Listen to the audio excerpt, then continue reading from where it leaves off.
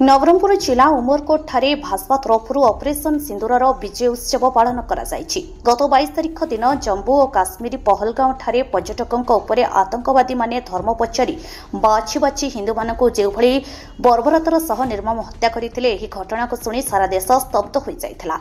प्रधानमंत्री मोदी देशवासी को भरोसा देथिले एହାର प्रतिशोध नियाजिबो एवं भारतीय सेना को संपूर्ण खुला छूट दिया जाइथिला।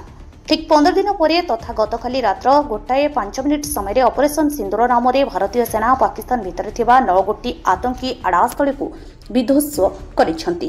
एही ऑपरेशन रे कुख्यात आतंकवादी मसूद अजहर परिवार 14 जन सदस्य मृत्युवरण करबा सह शताधिक आतंकवादी एथिरे निपात होइछंती। एही ऑपरेशन सिंदूर सफल होइथिबारु सारा देश आश्वस्ति प्रकाश करिछि।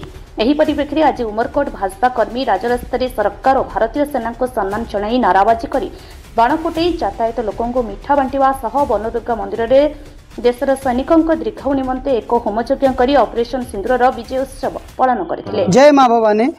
आज यही जो युद्धर आज प्रथम दिन रे ही जो 9टी आतंकवादी आड्डा उड़े आम भारत अति गर्वर विषय जहाँ भाविले ही मन पूरा रूम मन टांकुरी उठुची। आउ जो वीर जवान माने अछंती तांक मानकर मंगल कामना करी आज हिंदू संगठन तरफ माँ वनदुर्गा मंदिर रे एक होमर आयोजन करा जायछि, जा द्वारा कि भगवान सबु वीर सेना माने जेतकी अछंती तांकर मंगल कामना करंतु, तांको विपत्ति रु रक्षा करंतु। सेति आज हिंदू संगठन तरफ वनदुर्गा मंदिर होम पूजा अर्चना करथिलु। रिपोर्ट अमूल्य लाइव।